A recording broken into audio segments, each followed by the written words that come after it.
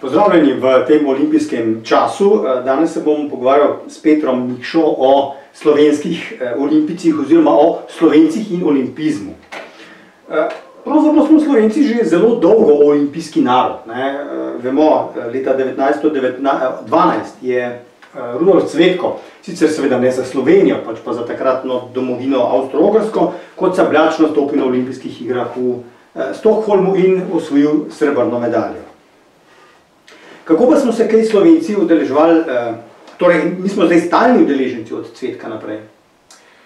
Ja, zanimivo je, da smo v bistvu Slovenci z Cvetkom že udeleženci od 5 olimpijskih iger. Torej, če gledamo, da je začetek olimpijskih iger moderne dobe, kot smo jih poimenovali 1896, se mi pojavimo leta 1912 z Rudolfom Cvetkom, ki že dobi, torej prvič na nek način na olimpijskih, pa prvič že medalja. Radi zmeraj poudarjamo, kako smo uspešni in tako naprej.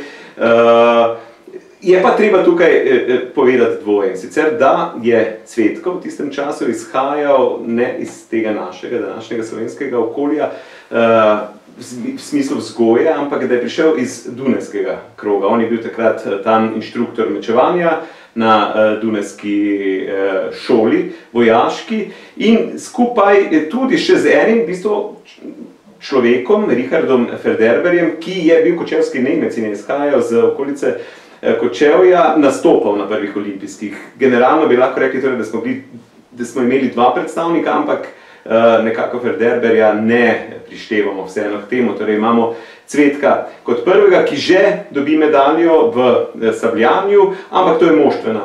Torej dobimo medaljo, ki je v sklopu moštvene ekipe. Je pa treba tule povedati eno zanimivost, da leta 12 na nek način olimpizem, vsaj na našem koncu, še ni bil tako zelo viden.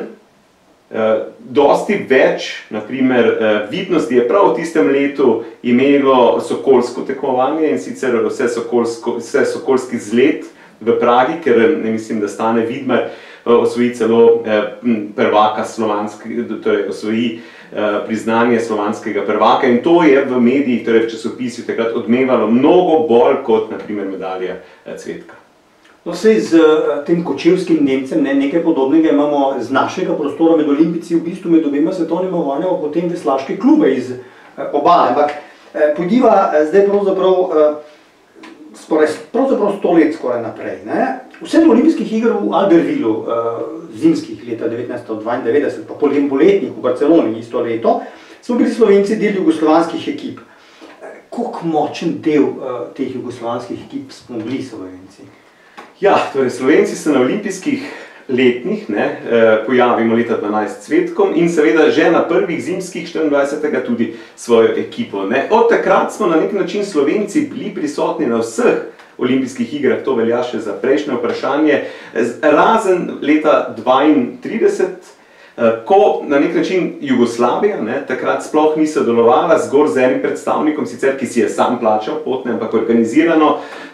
Jugoslovanska reprezentanca ni šla tedaj na olimpijske igre in tudi pač Slovenci edino takrat imamo neke vrste luknjo. Ja, torej mislim, da je bil to Los Angeles. Gre pa za seveda obdobje velike gospodarske krize, velike depresije, in te olimpijske igre na nek način so tudi bile zelo osiromašene. Tedaj mislim, da je več kot polovica držav, ki je sodelovala že prej, tedaj sploh ni uspela priti v ZDA. Ja, zanimivo je, da imamo nekako Slovenci tako v sebi občutek, da smo bili in da smo še vedno na nek način zelo uspešni na zimskih olimpijskih igrah. Je pa tu treba povedati, da smo prvo medaljo dobili šele leta 1984 v alpskem smučanju z, verjetno vsi vemo, Juretom Frankom v Sarajevu. To je tudi v bistvu To so tudi bile olimpijske igre, kjer smo bili Slovenci najbolj množično, seveda to osamosvojitve, zastopani v sklopu jugoslovanskih odprav. Mislim, da je bilo takrat 52 predstavnikov, seveda, ker pač smo sodelovali v Sarajevu, ki je bila naša, to je bila naša olimpijada. Ampak, da se vrnem nazaj, imamo občutek, da smo Slovenci junaki zimskih olimpijskih iger, ampak do tistega trenutka, torej do leta 1984, smo Slovenci na poletnih olimpijskih igrah osvojili že 14 medalj posamičnih, plus tega še 8 medalj v ekipnih športih. To pomeni, da smo imeli že tedaj kopico medalj, kljub temu, da na nek način sodelujemo, da je razlika, torej od prvega nastopa na letnih, pa prvega nastopa na zimskih, zgolj 12 let. Pomeni, da smo v bistvu celostno dosti bolj bili uspešni in smo še na nek način na letnih olimpijskih igrah, ampak ta percepcija zimskih gre pa ravno na to, na udeležbo Slovencev v sklopu držav. Seveda, Cvetko je bil udeleženec takrat še Avstro-Ogrske, ki je na nek način se delila na 3 reprezentance, in sicer avstrijsko-nemško, pa češko, pa mađarsko. To je bilo vse v sklopu ene države, ampak tedaj je Coubertin na nek način forsiral idejo vsi narodi, vsi športi, ne toliko države, ampak narodi, in mi smo na nek način padli tja. Kasneje Slovenci seveda sodelujemo v sklopu kraljevine SHS oziroma Jugoslavije in potem kasneje Jugoslavije. In naša vloga na letnih olimpijskih igrah je precej majhna, kar se števila tiče. Minorna, lahko rečemo, gre par procentih, par predstavnikih, glede na celostno, mogoče maksimalno do 20%. Medtem, ko je vloga v zimskih olimpijskih igrah nasprotna. Tam smo Slovenci od leta 1924 pa vse do konca, torej razpada Jugoslavije, imeli najpomembnejšo vlogo. Torej smo bili v 90 in več procenti mi tisti nosilci reprezentance. In v sklopu nekega, pustimo 80. leta, ko so resnično izrazita, kar se tiče gradnje identitete, v smislu Slovenci smo gorski narod, smo alpski narod, smo smučari in tako naprej. Se na nek način ta zgodba že od 20 let razvija, ko iščemo neko svojo, našo identiteto v sklopu te večnacionalne jugoslovanske države in jo najdemo prav v zimskih športih. In v bistvu na tem gradimo naprej in tudi ta percepcija nas še vedno spremlja. Ampak kot še enkrat poudarjam, Slovenci smo bili na letnih olimpijskih igrah zelo, zelo, zelo uspešni. Že prej, preden smo sploh prvo medaljo dobili v zimskih.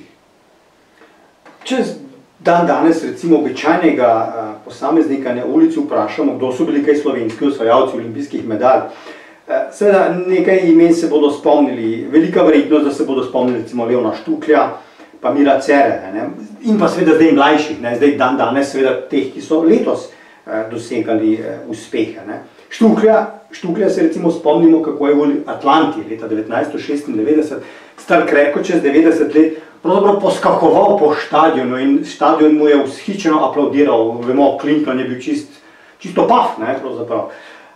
Ali pa Miro Cerar, ki je recimo letos, kot druga oseba, ki se verjetno spomnijo, je letos predsednik oziroma vodja slovenske odprave v svoj Tokio, kjer je leta 1964 postal olimpijski zmagovalec. Ali je pravzaprav razvrščanje olimpionikov po uspehih, ker je sicer precej enostavna stvar, po medaljah ali pa po mestih, sploh pravično? Ali ni pravzaprav to v nasprotju z olimpijskim duhom hitreje, višje, močneje? Ali ni v bistvu uspeh že s tem, da se nekdo uvrsti, vse so vendar neke meje, ki se jih je treba preseči, da se uvrstiš na igre, in če tam dosežeš svoj najboljši rezultat, si pravzaprav tudi zmagal na nek način, saj do samega sebe. Olimpijske igre so največji športni dogodek. Celostno gledano je to taka megalomanska zadeva, da se ne more primerjati gledanost športa, v smislu športa in športnih dosežkov z ničemer drugim.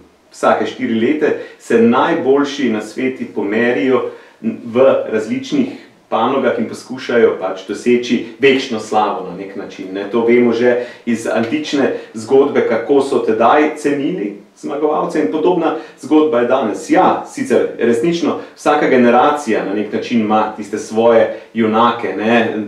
Naša trenutna generacija, ki uživa v uspehih, bo imela Rogliča, Savška, upamo, imamo še druge, Pogačarje in tako naprej, ampak vseeno je tisti zlati lesk na nek način najbolj viden in konec koncev prav je tako, ker na ta način resnično izstopiš oziroma vstopiš v svoj žarometov. Olimpijske igre se ne morejo primerjati s svetovnimi prvenstvi, ki so seveda nastopile kasneje. Torej, prvo so bile olimpijske igre, kasneje so pri tem prišla razna svetovna prvenstva različnih športnih panog. Zato je pač zadeva toliko več vredna, tudi finančno je tole največ vredna. Jaz mislim, da trenutne olimpijske igre, ki so sicer športni dogodek, ampak so velik biznis, vrednotijo okrog 12 milijard. Zato so tudi letošnje, 2020, pa govorimo o njih v letu 2021, ko se odvijajo prve, ki v bistvu niso bile odpovedane, ampak so bile zgolj predstavljene. Ampak zaradi tega, ker so olimpijske igre denar že, denar, kar so bile že nekoč prej, ampak vedno v bistvu močnejše je ta vloga. Torej, prvič so predstavljene za leto, torej zamaknjene in niso bile pač preprosto spuščene, kot se je dogajalo prej leta 16, pa potem 40, pa 44, ko so zaradi vojne odpadle. In zdaj, če pogledamo čisto še par številk, leta 96 je olimpijske igre, prve olimpijske igre spremljalo 11 novinarjev. Leta 24, ne tako veliko let kasneje, jih je bilo 11 tisoč novinarjev že.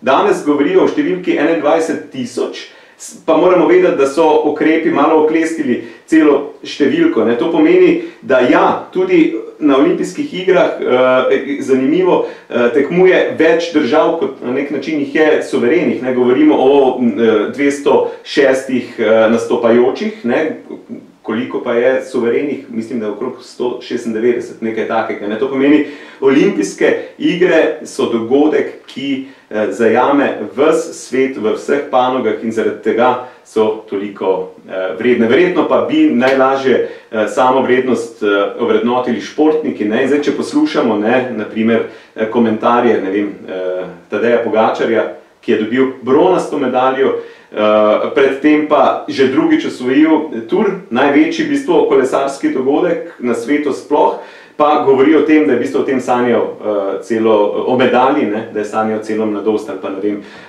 naturalizirani košarkar naš Mike Tobey, ki pravi, da je od otroštva sanjal, kako bo igral na olimpijskih igrah. Ja, morda so ZDA, torej Američani, še sploh bolj, v narekovajih, mahnjeni na olimpijske igre, kot mogoče jih dojemamo mi, ki smo zelo ponosni tudi na svetovne prvake in na druge evropska prvenstva in tako naprej.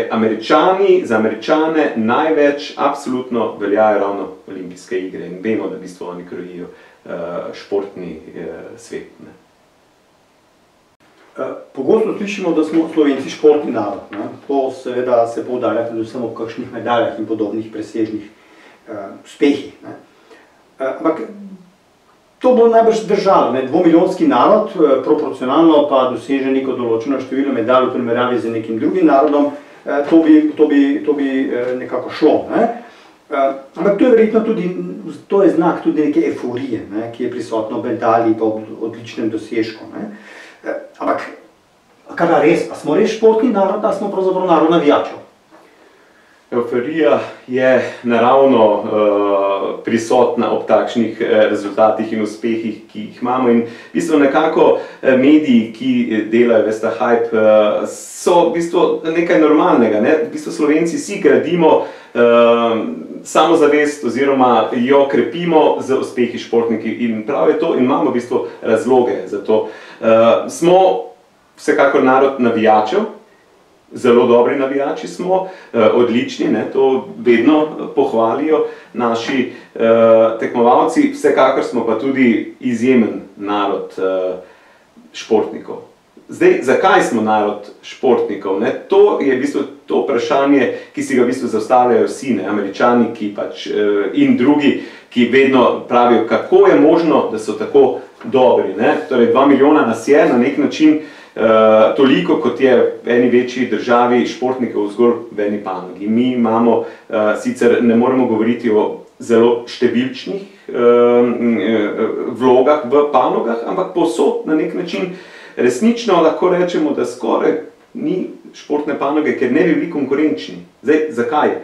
Vsekakor zato, ker imamo po eni strani neke talente za to, imamo pa imamo odlično šolo, to je ključna stvar, torej razvoj panog, ponudba je pomembna, ampak v bistvu imamo znanje, imamo trenerje, ki so dobri.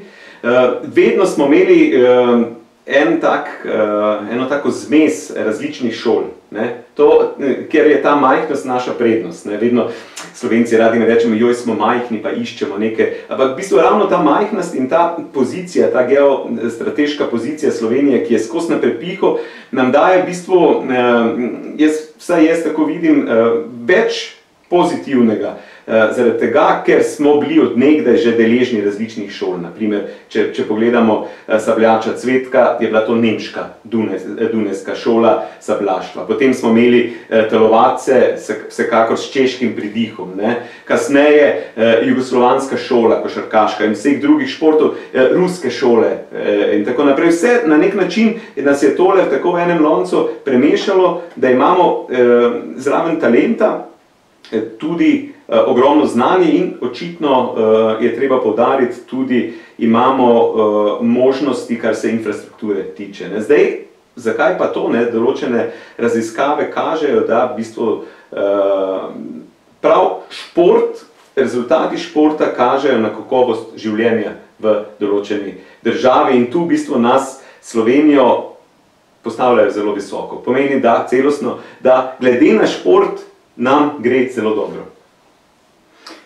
Zadnje vprašanje bomo pravzaprav malo povezali z dogajanjem ob letošnjih igrah, prva stvar pravzaprav je malo dolgo brado. Športniki so zelo pogosto, in tudi seveda to bodo, izražajo neka svoja politična prepričanja. Spomnimo se vsi temnopoltih atletov ameriških na olimpijskih igrah v Mehiki, ki so z dvignjeno pestjo protestirali na podelitvi medalj. Pa seveda niso bili zagotovo prvi, so pa med bolj znanimi. Za letošnje olimpijske igre je Mednarodni olimpijski komitej prepovedal zmagovalcem ob podeljevanju medalj izražati politična stališča, recimo med kakšen trakec ali kaj podobnega. Ampak smejo pa to menda med tekmovanjem početi, tako da lahko nastopajo v politično nerodni majici, ampak ne na podelitvi medalje. Letos se je to celo že zgodilo, recimo, takšen političen nastop, namreč alžirski tekmovalec se ni hotel spopasti z izraelskim, mislim, da je bila rokoborba, če se prav spomnim. Zdaj, za antične igre v Grčiji pravijo, da je seveda takrat potihnilo orožje. Omenil si že, da seveda treh olimpijskih iger leta 1916, 40 in 44 ni bilo zaradi vojne. Ampak poznamo pa seveda tudi bojkote, tako v Moskvi leta 80, pa protiudarec v Los Angelesu leta 84. Kaj zdaj seveda? Ali so olimpijske igre torej politično tudi, ali prvenstveno vseeno še vedno športno? Ker vemo, države se primerjajo spet, koliko medalje kjera vzela, kjera dobila. In zdaj trenutno je seveda najbolj aktualno, kdo je boljši, več kitajskih medalj ali več ameriških medalj. In seveda potem pojasnevanje, zakaj so naši uspešnejši. Olimpijske igre, ali pa rečemo šport, ki se najbolj odraža na olimpijskih igrah, je posel, je politika in je, tako kot smo slišali, boj za enakopravnost spolov, boj za določene ideje in tako naprej. In to je od nekdaj bilo. Torej, če že pogledamo v Grčijo, torej v antične olimpijske igre, vemo, da je takrat, da so vojne na nek način bile končane oziroma se ni dogajalo, ampak vseeno so olimpijske igre bile vojna med helenističnimi državami, za prestiž, torej za pokazati. In ta stvar se v moderni dobi potem lepo nadaljuje. Vedno se je šlo, pustimo posel na začetku, posel je dan danes, lahko rečemo, tista ključna, oziroma lahko rečemo, da so vedno bili neki cikli, ki so se kazali na olimpijskih igrah. Danes je posel, lahko najbolj izpostavimo, nekoč je bila politika, pa še kaj drugo, torej politična oziroma boj za enakopravnost in tako naprej spolov, enakopravnost v smislu kakšnih drugih pogledov, ampak politično kazanje moči preko olimpijskih iger se prvič najbolj izrazito pojavi v 30 letih. Ko verjetno ne moremo mimo zgodbe z Hitlerjem in olimpijskih igrah, ko so se zelo trudili Nemci, da bi pokazali svojo belo nadvlado, arijsko raso, potem jih pa premaga Jesse Owens, črnc. Zanimivo je, da tule zelo radi rečemo, da ga Hitler ni hotel sprejeti, pa da ga je ignoriral, ker je pač zmagovalec. Nimamo čisto točnega podatka, ali ga res ni, ali ni bil več prisoten takrat, ali mu je le pomahal, ali sta se pozdravila. Vemo pa, da ga ni sprejel Roosevelt v Ameriki. Te zgodbe na nek način nimamo zraven. Torej, največja težava zmagovalca v tistem trenutku je bilo za Američane same.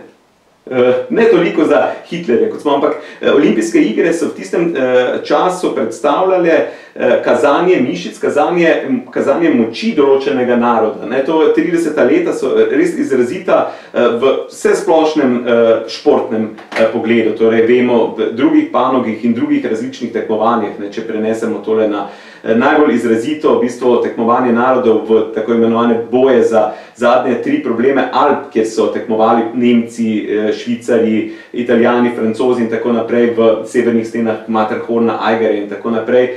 In so zmagovalce slavili kot nad človeka, oziroma ne seveda, ker so Nemci bili uspešni kot tipične primere Übermenscha, tistega, kar je Hitler želel in potem so hodili z njim na audience in tako naprej. To je na olimpijskih igrah 36. prišlo najbolj do ozira. Ampak na nek način podobna zgodba se prenese potem že v 50. letih, predvsem zgodbo seveda s temi treni hladne vojne, ko vzhodni blok, Čehi pa Rusi. Seveda najbolj izrazito med Sovjetsko zvezo in Ameriko, ko eni in drugi nočejo, da jih bojo drugi premagovali, ker pač s tem kažejo tudi moč, šport kaže moč, pustimo rakete, jedrska vojna in tako naprej, ampak šport, ki je vsak dan, predvsem pa olimpijske igre, s tem kažejo moč. Potem pa te žalostne zgodbe tudi z Münchenom in terorističnim ugrabitvijo, torej Palestina, Izrael, ko so na ta način seveda poskušali, ker so vedeli, da je to tisti pravi trenutek, če hočeš, da te vidi svet. Torej, olimpijske igre so dogodek, ki najbolj zaznamuje neko, lahko rečemo, četrtletje, ampak 4-letno obdobje. Ampak zakaj 4-letno? Prav zaradi olimpijskih iger. Torej, to je in vedno bo. Je pa res, da pač je cikel, da imamo določenem obdobju poudarek na nečem drugem, torej trenutno vsekakor na poslu, na denarju. Bilo je politike in je še bo, ampak v tem trenutku mogoče v malo manjši meri.